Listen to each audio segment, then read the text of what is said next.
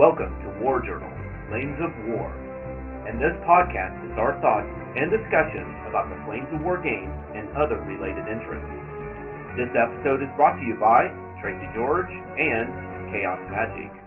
We are not claiming to be experts of the game, but just wanted to have a casual conversation about Flames of War. Without any further delay, we now make our advance onto the podcast. And here are your hosts, Tracy and Arthur. This is Tracy. And I'm Arthur. Welcome to War Journal, Flames of War, Episode 13, A Stug and His Escorts. What's on tap for today's episode, Arthur? We have 6 topics for discussion this time. We catch up on questions of the week on Battlefront's homepage and front page news. We discuss the list in the new Berlin book in Our Hobby. Tracy is quest on Escorts rules, and that's new. For Keep Your Enemies Close, we discuss the elusive SS German team. We discuss a U.S. rule we really need to use more in national tactics. And we end with another lesson from the Sioux. Extra, extra, read all about it. Battlefront Front Page news.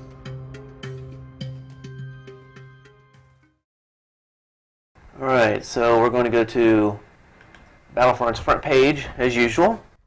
And we kind of skimmed over, and there wasn't too much to talk about this time.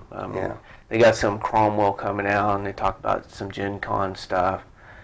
But one of the things that kind of, I think both of us a little bit want to talk about before we get to the dreaded questions of the week was the Team Yankee. Yes, that looks very, very interesting, even though I've never heard of that book. Me neither. Or the book that book is all based on. Yeah, because somebody wrote a World War III book. Yeah, called War III. And then another person wrote a story based in that setting called Team Yankee. Yeah, I was watching Beast of War and they were talking about it, and kind of what he said was the Team Yankee is following a tank team or something. Yeah, I've heard of that too. Yeah. So I went to a couple of used bookstores here to see if I could find it, and they had some of his other novels, but not this one. Wow. In the library low Team Yankee, but it hasn't come in yet. So. Well, it's not a new book either. So, I mean, what, 87 or something like that? Yes, I think something like that. Yeah. I think the book takes place in 85.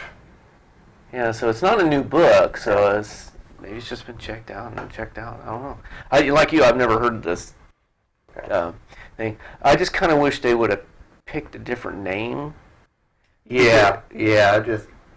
Because to me, it just sounds like it's you play Americans. Team Yankee. Yeah. Unless they come up with Team, I don't know what you say for Germany, Team Soviet, because, it's not Team America, it's Team Yankee. So I don't know what you would call the others. I think that's maybe just a name for the entire thing. Yeah, I just hope it doesn't, maybe they'll, like Flames of War, okay? Yeah. They didn't call it Flames of Yankee or Flames of Germany or something, it's Flames of War, so encompassing. I hope they do something more with a name, like something based on Team Yankee or something like that. So it could, because if somebody's wanting to play German or Russian or Soviets or whatever, and then all they see is it says Team Yankee, would they even pull it off the shelf and look at it? Well, maybe if you knew what Team Yankee meant. That's true. All right, so there's not much information out, but it's starting to slowly come out. Yeah. So it's going to be interesting because you can have helicopters. Some nice helicopters, jets. Yeah. If they go the full gambit, who knows what, all the tanks you could get, the infantry.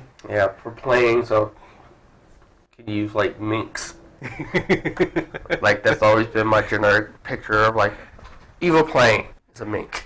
Well, the one thing I was thinking, man, it's almost tempted to play Soviets just because way back, not the recent one, but the one back in the 80s or early 90s or whatever, it's late 80s, Red Dawn, where they had that Soviet helicopter. It was just wow. Yeah, so you could play those, Yeah, that's also, I thought about playing Soviets because the Hind is an awesome looking helicopter, which I know from the Rambo movies. Yeah, that too, yeah. It was in Rambo 2 and Rambo 3. Yeah, thing's scary looking. Alright, so I guess we'll go to our we got to catch up some because I had car problems. So the day we normally record this, I was in the auto shop, so we had to postpone a week. All right, so we did answer 80 last time, so we can review that one, and then we got 3 new questions to try to answer, which are going to be a lot of guessing from what I saw so far, for me at least. Okay, so 80 was Taking cover. yeah, it's about which of these teams require firepower tests to destroy, and there was like Direct fire weapon. A, B, C, D. Yeah, from a direct fire weapon. Very good. Okay, and it was A through F. Yeah. And I'm not going to go through all the choices again, but this is question, what one was this? 80. Yeah. And there was multiple selects, so you can choose more than one. And I said all of them. And what did I say? A and B. Okay. So you went with the dug-in stuff. Okay. I had one about Stonewall. The only one I had a question mark by was F.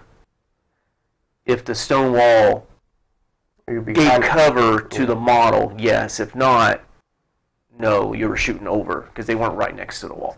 So we'll go down and see. And there's also a bonus question when answers being indifferent if it's fire. Yeah, we're going to get to that. Yep, because there was a second part to that one. So it says down here, correct answer A and B. Dug and infantry teams are bulletproof cover, although heavy and immobile gun teams do not benefit from concealment in foxholes. And C, D, and F, infantry and gun teams concealed by bulletproof terrain are in bulletproof cover.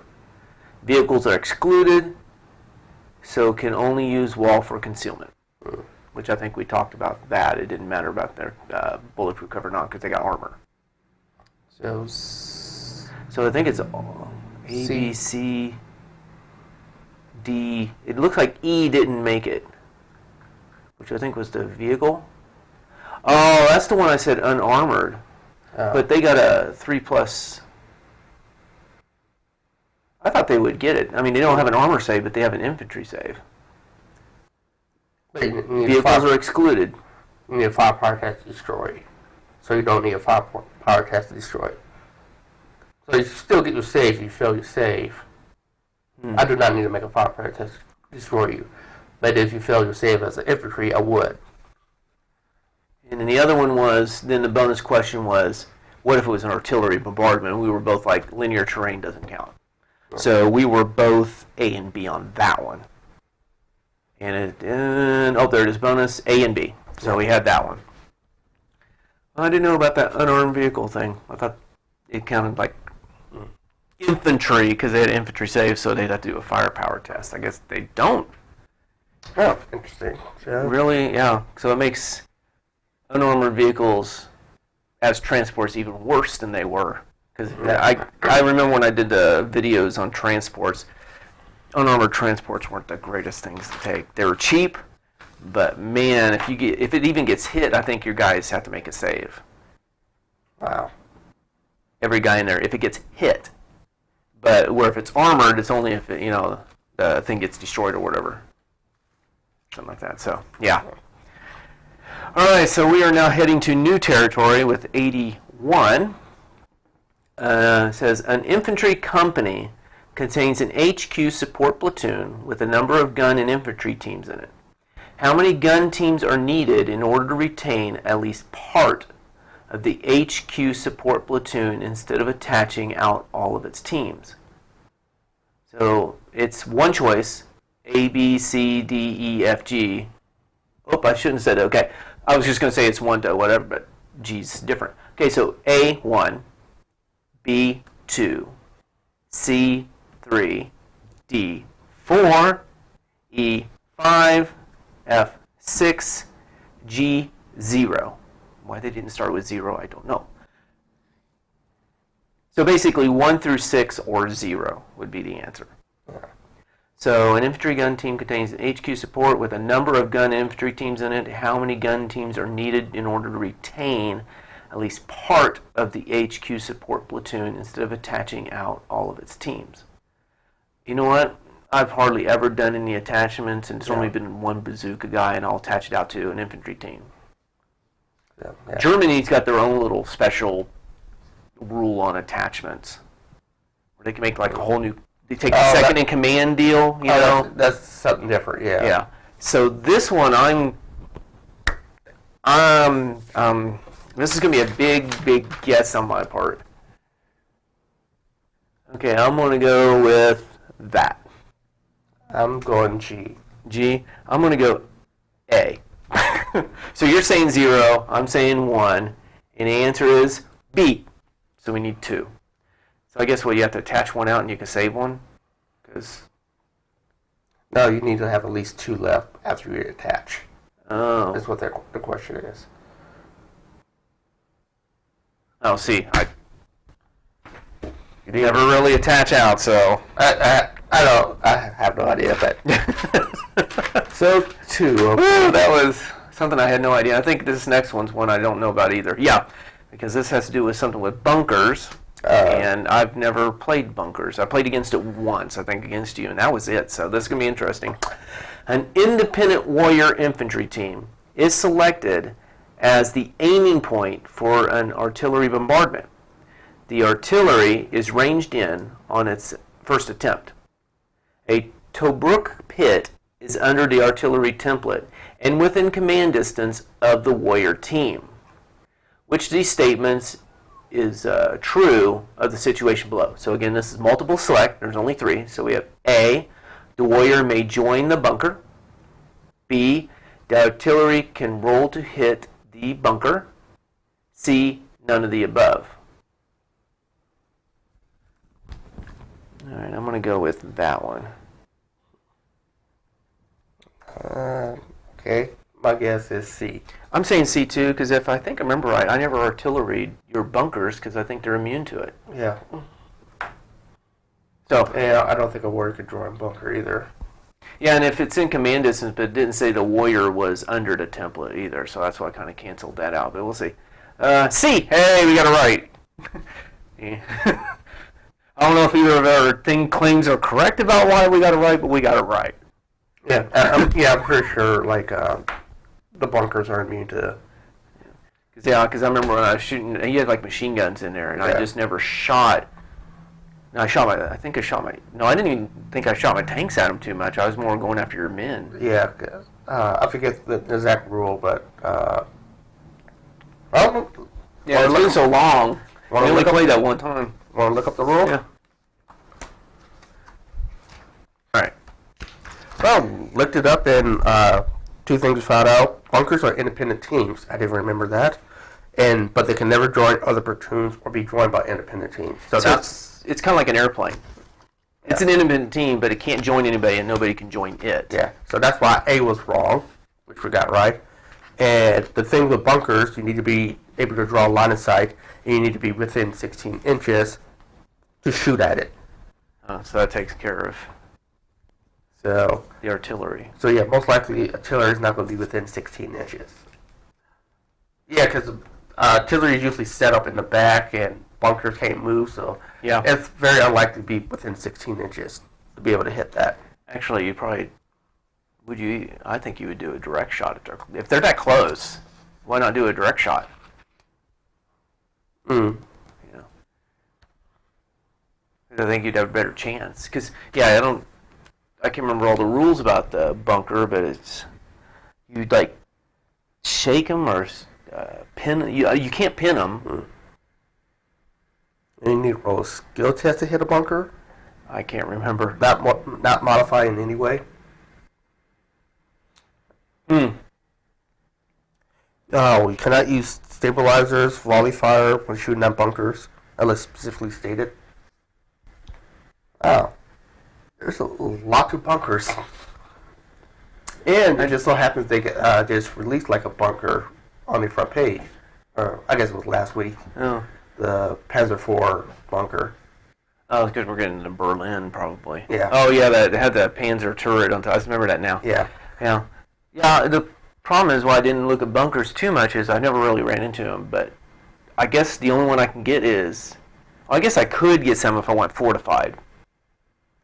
Maybe, being U.S. And Audie Murphy was... Well, it was a machine gun nest. That was a bunker, but it was a bunker, wasn't it? Mm-hmm. I remember right, the one I talked about was Audie Murphy. Oh. I think it was a machine gun nest that was a bunker or something like that. So. Yeah, All they have a lot of rules. Yeah, they do. But all right, learned something there, even though we got it right. Probably because there's only 3 choices. All right. like I kind of knew I was right, but I was wrong on why I was right. All right, the last one. A Soviet assault gun company consisting of 5 Su-76Ms tanks equipped with tank escorts is ordered to assault a dug-in infantry platoon. The defenders score 5 hits, one of them destroying one of the assaulting tanks. What happens in the assault? So you only get one choice. A, the tank escorts aren't allowed to fight in the first round of combat in the assault. B, the assault guns have to pass a motivation test or abort the assault. C, the surviving tanks continue with the assault as only one tank was destroyed and or belled. D, the assault guns have to abort the assault since they receive 5 or more hits. I have my answer when you're ready for yours. All right, I'm going to go with C. A for me. I thought maybe they could continue, but I've never really played tank escorts either, and haven't seen them taking too much. I thought that they were long, as long as the tanks were okay, they still get their dice, their 1 die each. Yeah, I believe like if they take 5. That's why I wanted to answer more than one because I wanted to say A and C. Because tank escorts different than tank riders. Yeah. Tank riders, I think they would have to. They couldn't. They actually, I think they had to get off, or they'd have to make their. We live, yeah. And they would be pinned. But tank escorts is like a totally different monster. So we'll see here, and the correct answer is posted next week. So we'll find out then. Yeah. So I got us down. Me C, you A. All right. Anything else? I think that's it for now. Our hobby. All right. So you want to talk a little bit about the Berlin book? Yes. I bought the list and looked through there, and boy, it looks fun. Yeah, you're talking about the German side. The German side, yeah, I didn't touch the Soviets. Which I'll touch a little bit on the Soviet side. Oh, cool. The Berlin list, which I heard from a lot of people, it doesn't. There's only one list, but it has so many options. Like 4 or 5 troop choices have like 6 or 7 choices. Wow. So it is. If you want options, it's great. So that's why I'm really excited about it. It just has so much stuff on there. One thing I don't think a lot of people have brought up that it's not a very good list for a new person. Actually, it's probably downright horrible for a new person. Well, not only just the choices you got, because if you got, it's like starting a new game. If you start with all the options in that game, it can be very overwhelming. Yeah, that's like from like most lists, like your normal stuff and your HQs on one rating, motivation, and the other word. I forgot what that word was. Oh, the motivation, skill? Yeah, skill and motivation. That's all. You use the same thing, and then support is usually maybe something different, but all usually same thing. In the Berlin list, everything could be completely different. HQ could be one thing. You have 2 troops, each one with a completely different rating. One's fearless veteran, other one's trained veteran, and then over here, confident. Yeah, that could get really, really confusing. Yeah. So, because even for the opponent, if I'm sitting there, what's their rating? Okay, well, what's their rating? So I can figure out who I want to shoot at, and it's like, wow, that could be even. Yeah. Wow.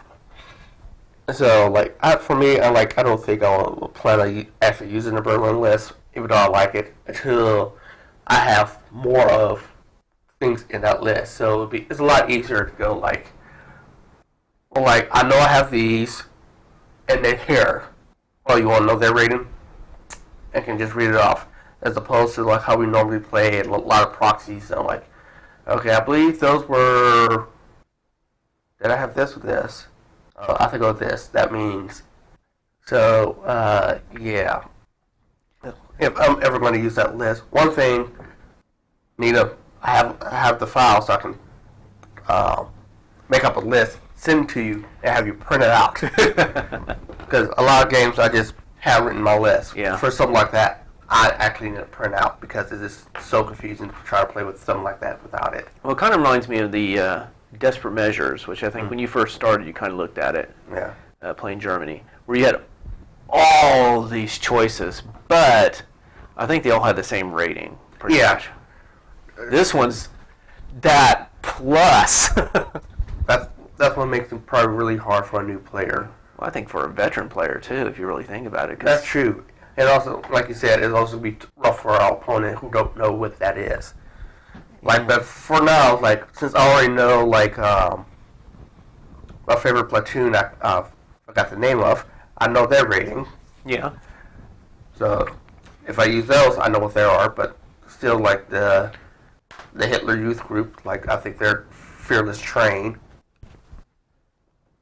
And so, that's the only problem with the Berlin book, but it has so many choices. I don't think it doesn't have my favorite tank in there. No Jaeger Tiger.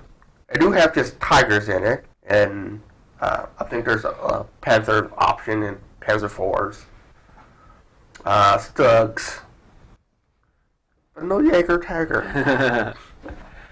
Well, kind of on the Soviet side, I was kind of looking at some of the rules, and there's only like 4. Well, no, there's more than that. Let me go back to this. I should have done this before because I was jumping ahead. Okay, there's 2 Soviet infantry and 4 tank companies to choose from. So 6 list to choose from. So I'm going to go to one of the tank companies because there's some rules here I think are kind of interesting. Basically, these lists don't have hen and chicks. Which is a good thing. Which is a good thing for the Soviet player. Yeah, I got to suppose what side of the table you're on. Yeah, but I didn't do a point comparison to like Red Bear or something like that. Like, do you get less tanks now? Probably. Most likely. But getting rid of the hen and chicks is nice also. Another thing is luckier. So if the company or second in command is destroyed, your opponent must roll a 5+ rather than a 4+ to destroy them. So it's that warrior save on your first or second in command, but it's a 5+ instead of 4+. Oh, I didn't realize like first and second command got. Yeah, they're warriors. I guess I knew they were warriors, but I didn't think they got the save. Yep. I'm not sure if I ever did the save. I don't think I've really ever taken any years out. I almost did that one time. Oh, well. I shot it the wrong. I shot it at something. I can't remember. Well, yeah. So remember, first, second in command, and warrior, so they get the 4+. Unless it's they still get the 4+. So that's so they got a little more survivability with their leaders there. Yeah. If they're in a vehicle, do they have to get out into another vehicle? Yeah, you have to be in command distance of something. All right, smarter. So teams from hero platoons and companies pass all skill tests on a 3+. So digging in. I think checking buildings. What's that unit's rating? Let me see what they say they are.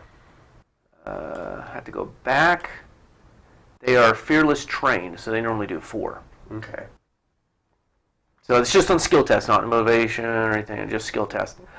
Sharper, hero platoons and in companies do not use the hen and chick special rules I already talked about. And bed springs armor. A tank protected by bed spring armor fails an armor save against weapon firepower of 5+ or 6. Hitting on a side rolls a 4+. So it is like the Skirtsen. Oh, I just got reminded of another rule, or a unique rule for the Berlin list. And that is, like you ignore the hen and chick, ignore the Right divided? The right divided rule. It's considered one less. Because this is it. Because he doesn't understand. He's like, screw Eagles. But like, So yeah, for the Soviet player, I don't see any problem. It's pretty straightforward. And actually, it's easier because you don't have to worry about the hen and chicks. yeah. And for the German player, other than it's only an infantry list. But yeah, there's 2 options for tanks, and each option has like either 4 or 6 options for it. So you can still tailor your list and then take some really cheap troops. So you still have a sizable number of tanks if you really want to. Yeah. Because you have the King Tiger option, and King Tigers are really expensive. No, they're always expensive. Yeah. Always. All right, so that's the Berlin book. Maybe I'll play Soviets against you sometime from that. Yeah, I need to pick up some, they don't even have all the good, cool stuff in that book out yet. Yeah. Mainly some of the infantry. But when they have some more of that, and I get them, if I have like 60% of the list I can use without proxying it, yeah, I think I might be ready to play it. Take you on, man. Take you on.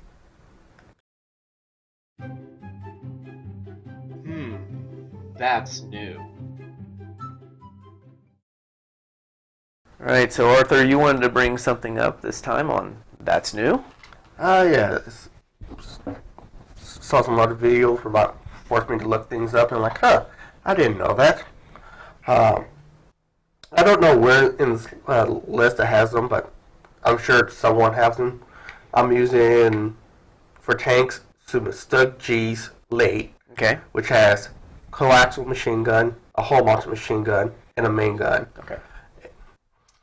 So, having to move up, you have American infantry in terrain. The tanks want to shoot. How many shots do they get? They moved? Yeah. So they get 1 for the main gun and 1 for each. Well, actually, yeah, 1 for the main gun and 1 for each machine gun.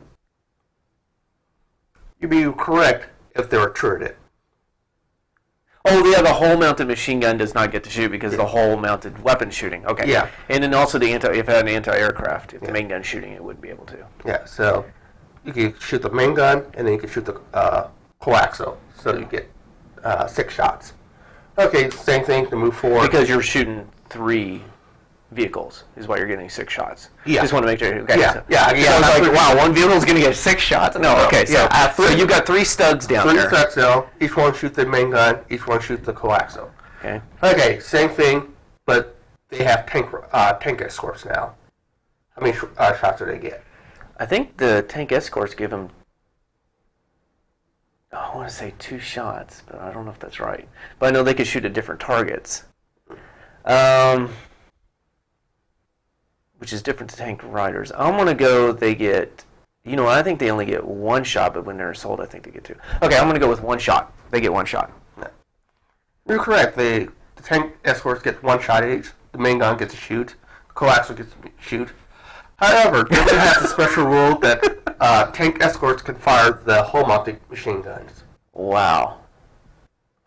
So the whole mounted machine guns get to fire as well. That is interesting. What, Yeah. they jump inside the tank? Or they become a loader? I mean, that's very interesting. Let me look up that rule. Wow, that is interesting that they get that. Okay, belligerent escorts. Assault guns with tank escorts use all the normal tank escort rules. In addition, an assault gun with tank escort may fire its hull-mounted machine gun at the same time as its hull-mounted main gun. This does not prevent the tank escort from shooting. Above that is the description of it. It says above, while aboard, the belligerent troops fire the tank assault machine gun across the roof, freeing the gun's crew to concentrate on providing cannon support. Okay. What page is that on? 245. 245, all right. Is a German special rule. Well, I didn't know that. Okay. So now let's say I want to assault these guys, tanks. Just 3 Stugs. They want to assault. Mm-hmm. And they get in here. What happens in an assault? So they'll have to take a bogging check first. Yeah. Yeah, because I'm in the terrain. I have to do, well, of course, defensive fire would happen. Yes. Yeah, defensive fire. If you don't have any, let's see, bazookas for you, mostly Right. Kaiser Shreks. Yeah. If you don't have any bazookas, like, there's nothing you can do. Right. So they come in. They've made their bogging check. So we got 3 Stugs assaulting. They would get a die, and I'm going to say they'll get 2 dice for their tank escorts. Yeah. That's correct. Thing is, if you had tank escorts, in this case, we only have 2 Infantry stand? infantry. U.S. infantry stand? U.S. infantry stands with no bazooka. So you're probably not worried about defensive getting shot at. Correct. Do you think, is there a safe method to wiping these guys out in an assault? I don't think the tank escorts can jump off the tank like tank riders can. I have no idea. There is something. It's essentially, rules-wise, they get off and force these guys back, allow the tank to move up. Rules-wise, you can move in. You do not have to take a bogging check, but only the tank escorts can attack. The tanks themselves cannot attack until they can only counterattack for the first round. So it doesn't even have to take a bogging check? Yeah, you do not have to take a bogging check if they do that. Or you could take a bogging check and then you pass. You get two attacks each. So what if you have to go 4 inches into the terrain? You wouldn't have to do a bogging check? If you go safely, yes. Let me go read this rule. Tank escorts in rough terrain, 201. 1 rows of escort infantry is to clear the enemy out of buildings and other places inaccessible to the tanks. Assaulting tank teams with tank escorts can elect not to charge into contact or hold its charge into contact before entering, crossing, or moving into rough terrain. If they do this, they do not need to take a bogging check for the assaulting team. So for assaulting a team in rough terrain, but they can only roll to hit with tank escorts, not the tank teams they are escorted on. I think you'd still have to be within 2 inches, though. Because you can only assault what's within 2 inches of you. So if I'm at the edge, or 1 or 2 inches or less towards the edge, yeah. But if I'm further back, then I think you would have to go in. Because you can't assault, I'm going to assault these guys, and then they'd be clear across the table. So I think you would still, unlike my Shermans, if you guys are in the terrain, period, I have to take a bogging check. Even if I'm not entering the terrain, I'm assaulting you in the terrain, that you guys are in terrain, so I have to take a bogging check. These guys go, we're going to stop short, and we're going to assault you. We don't have to do a bogging check. But they still have to be, I think, within the 2 inches. Okay. So I was just making sure it's kind of like, wow, you can go through all that terrain and not take a bogging check? Yeah. Yeah. Or halt a charge into contact before entering a crossing. So yeah, but still, I would have to do the bogging check. You don't. If I'm with, the enemy's within 2 inches of the edge. Or you can just get up here, and if you fail your bogging check, tank escort still gets attacked. What if you lose 2 of them? Oh, bogging, it's only, doesn't it bog? It's destroyed and bailed out. Yeah, bogging, it doesn't matter about the assault thing. Yeah. So, yeah. If you still can do that, if you fail your bogging check, you still get attacked tank escorts. Okay. I hate tank escorts. Except I think I can get them down on my list, so. Yeah. Get them in the Bridge of Brutal Mountain. Oh, yeah. I have problems with that list with the artillery. But because I have to take a armored artillery before I can get regular artillery, and then so I'm like, All right, well, I learned something new today. Yeah. And I didn't know they had coaxial machine guns on Stug, so that's something new too. Yeah, late. Sucks. Yeah.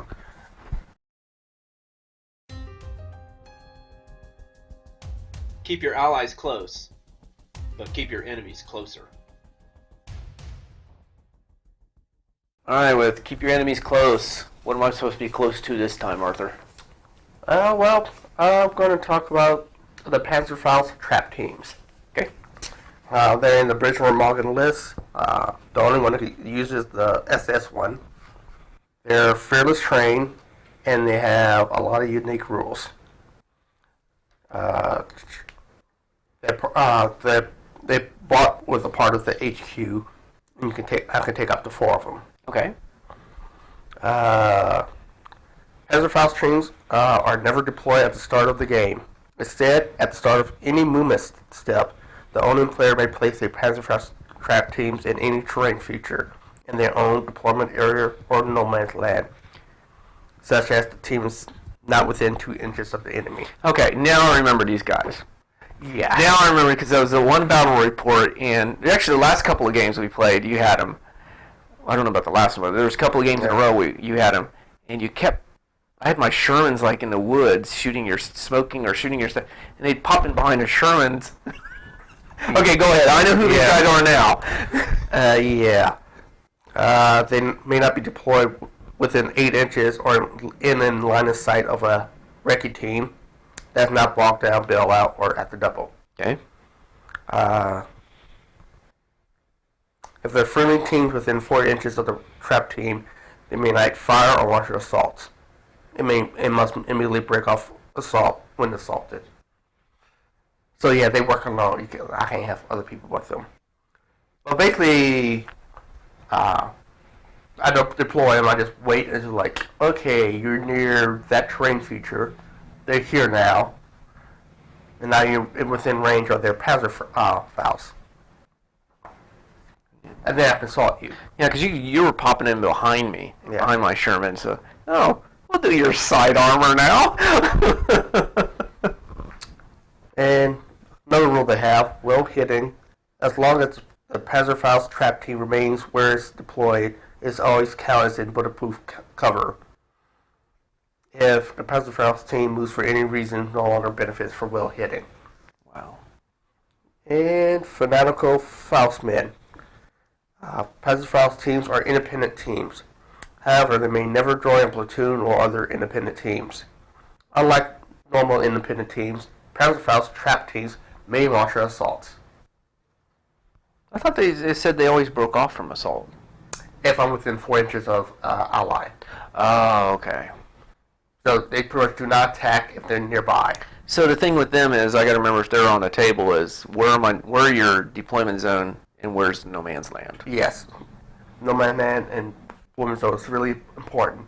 And any terrain features they can just appear in.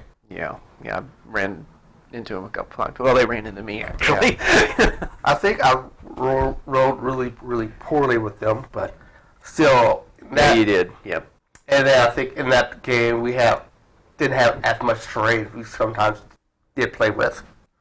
Because it also depends how much terrain's on the board.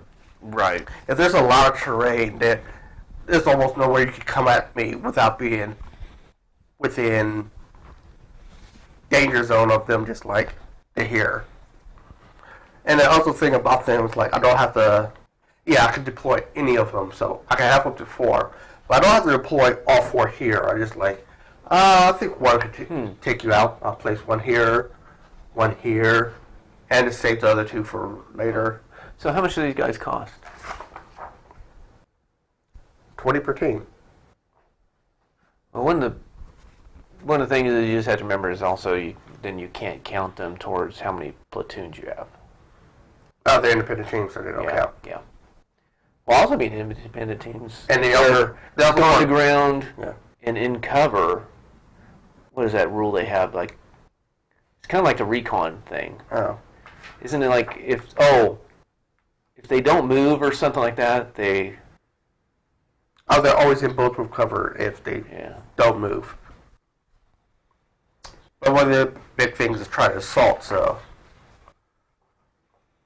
yeah, they have a couple different options with the ability to. I can take up to 4, but I don't always have to place them all at once. They take them part of the HQ. But yeah, it could. If your enemy knows what they can do, it's going to make them really wary about where they're moving their tanks. Or keep their recon around. Yeah. With their tanks. Yeah. The thing is, like, you have to be within 8 inches and line of sight. Yeah. So if I get out of line of sight of you, I can move up to 4 inches. Yep, another reason to which is different from the normal line of sight things. Because usually, I think recon just knock you back 8 inches whether they have line of sight or not. I think they always have to have line of sight. Well, I'm not sure. Yeah, it depends on. I think if like they have line of sight, it like knocks you back like farther if they don't have line of sight. But with these guys, it's just only you have to have line of sight. Well, more reasons to possibly take more recon too, or use your recon in a different way than just trying to pull covers to protect your tanks. Yeah. Also, like there was one mission I think was just like I had a deployment zone, and everything else was no man's land. Yeah. That means, like, then I could, like, pop them up, or, like, put in your artillery. I could pop them up near your artillery and then charge. I think we were playing, was it corners? There's, like, the four corners, and then we were playing, like, I don't remember. Yeah. Yeah. Or I was surrounded or something, because you had a pretty big area you could... Yeah, I could deploy here, but you had everything else. You didn't have a deployment zone. You just deployed in no man's sky.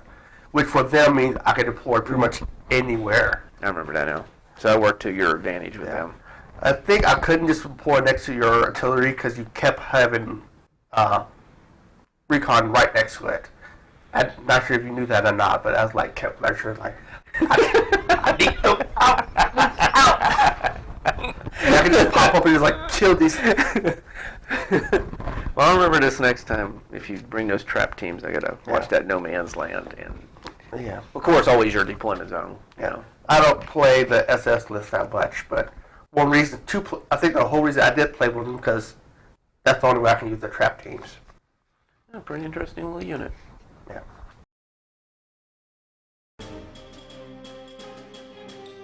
This is your in-depth reporter, Tiger Sherman, from Military Times News, and our continuing coverage of national tactics.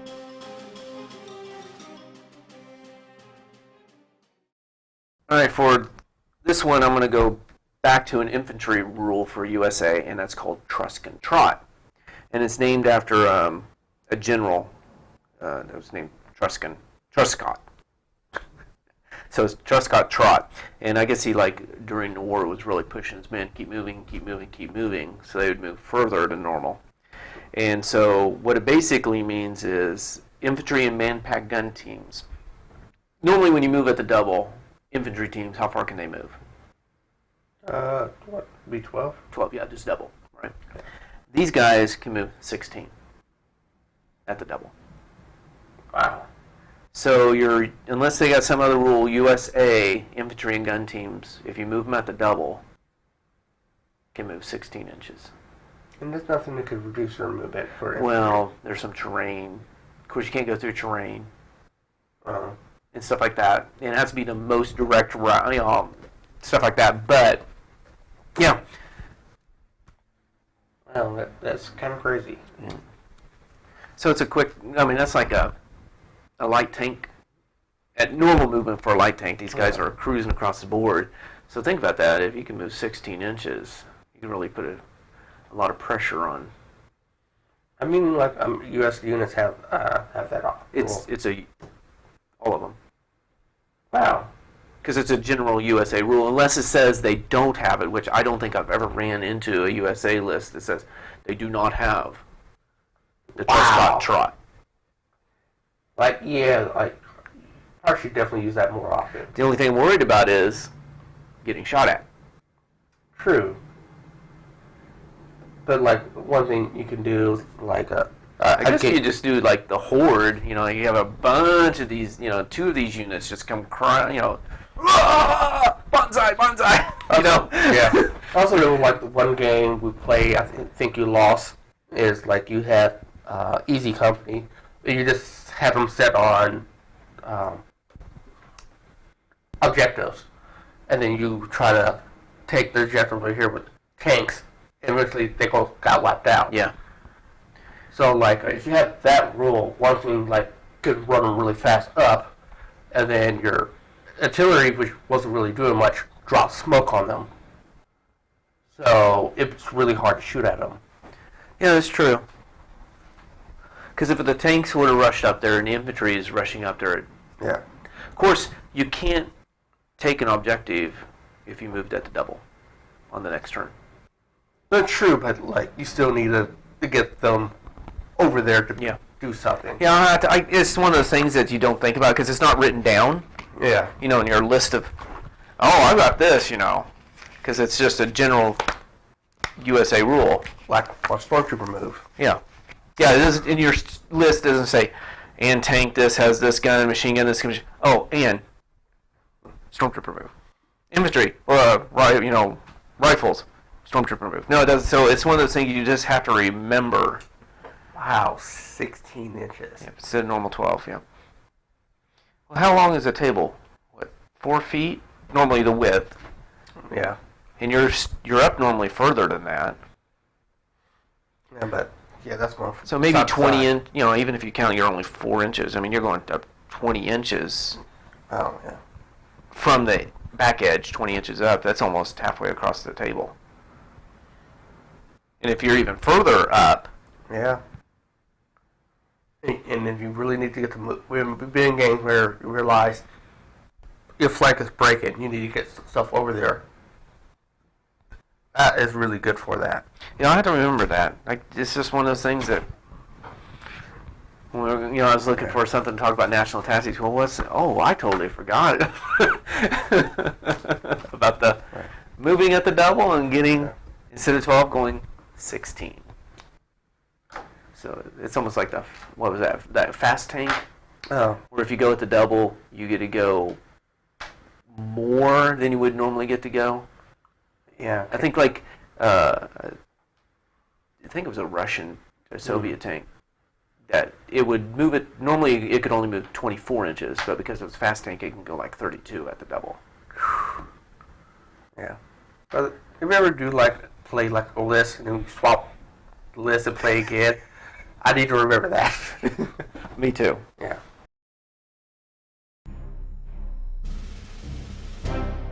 All right, soldier, you will shape up and you will listen, because we are now going to talk about Sun Tzu and the art of war. Attention!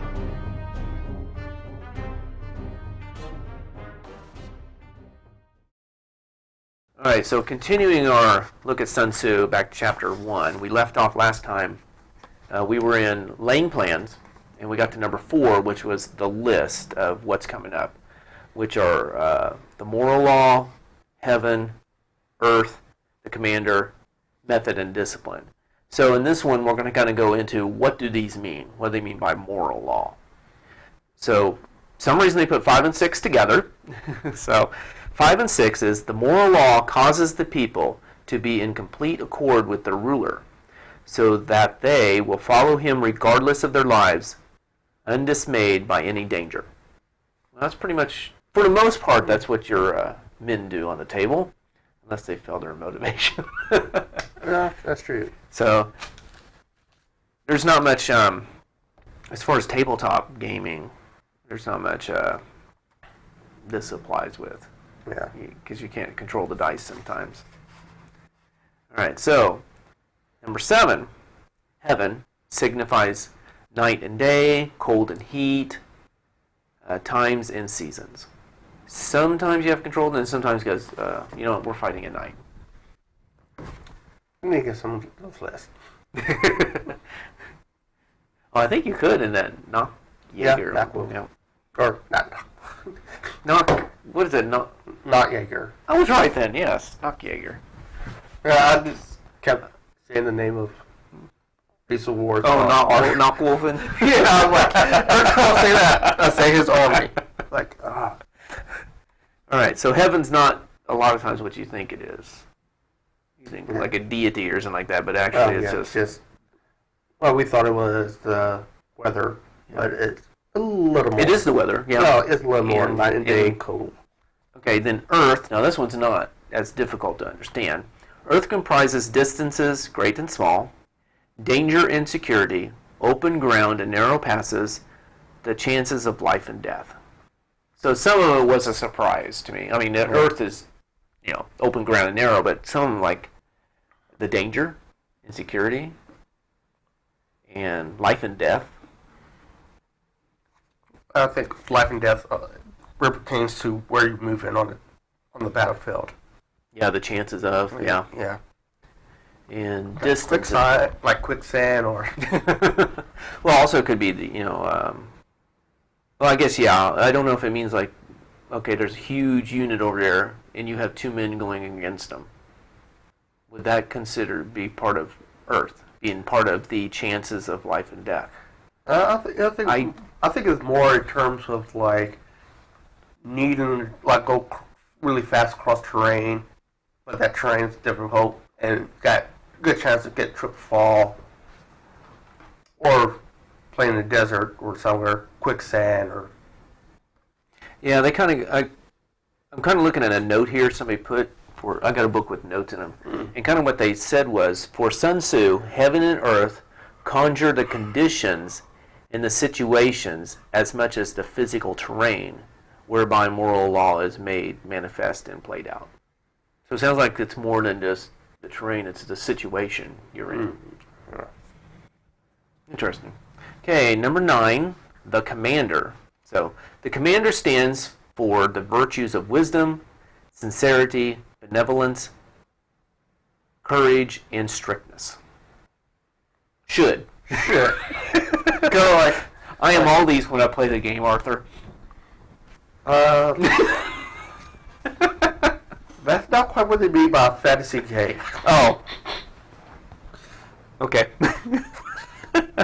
Yeah, so this, I don't even know if this would apply to players. Well, benevolence, courage, and strictness. I don't know if this would really apply. The ones that I think apply to players is that one about making them mad. I always remember that one now. Yeah. So right now these definitions, except for like a little bit with heaven, definitely the earth one applies so far. Moral law, it's just the dice rolls tells that one. Yeah. That's their motivation level and stuff like that. Do the last one. Yep. Number 10. By method and discipline are to be understood the marshalling of the army in its proper subdivisions, the graduations of rank among the officers, the maintenance of roads by which supplies may reach the army, and the control of military expenditure.